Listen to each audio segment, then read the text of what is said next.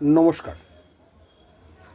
অনেকেই মামলায় অর্ডার পেয়েও ঠিকমতো ইমপ্লিমেন্ট না করার জন্য আইনের প্রতি বীতশ্রদ্ধ হয়ে যাচ্ছে।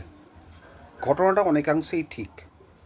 আমরা লয়ার সবসময় চেষ্টা করি আইনের মাধ্যমে ক্লায়েন্টকে রিলিফ পাইয়ে দেওয়ার, কিন্তু কিছু কিছু আর্থসামাজিক পরিস্থিতি আছে, কিছু কিছু অ্যান্টি সোশ্যালস আছে যারা কোর্টের আইন কানুন কিচ্ছু মানে না যতক্ষণ না হাইকোর্ট থেকে কোনো শক্তপোক্ত অর্ডার হয়।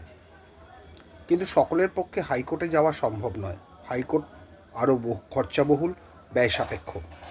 ওই জন্য আমরা চেষ্টা করি সবসময় সাবঅর্ডিনেট কোর্ট থেকে তাকে রিলিফ পাইয়ে দেওয়ার। যদি না হয় তখন আমরা রিকোয়েস্ট করি যে হাইকোর্টে চলুন। যেমন কিছু ম্যাটার দেখলাম ইনজাংশন পাওয়ার পরেও ডিফেন্ডেন্ট সেটা মানতে চাইছেন না।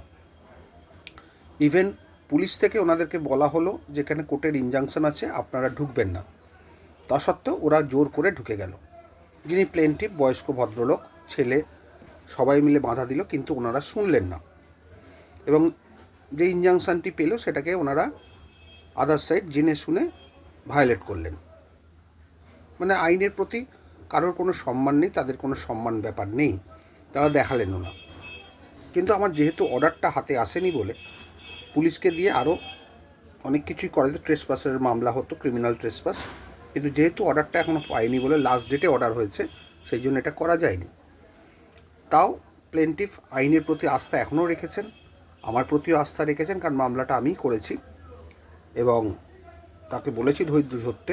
কারণ ধৈর্য ছাড়া সিভিল কোর্টের কোনো কাজ হবে না, ধৈর্য ধরে থাকতে হবে। অর্থ এবং ধৈর্য এই দুটো জিনিস কিন্তু সিভিল কোর্টে খুব দরকার। এবার কোর্টটা খুললে সার্টিফাইড কপি দিলে তারা আমরা পুলিশকে থানায় আবার জমা দেব, যাকে ট্রেসপাসের গ্রাউন্ডে এফআইআর টানা হয়।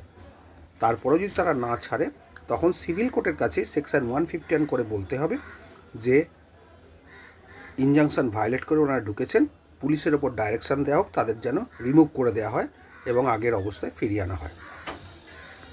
এইটা করার পরে তবে ওনারা রিলিফ পাবেন।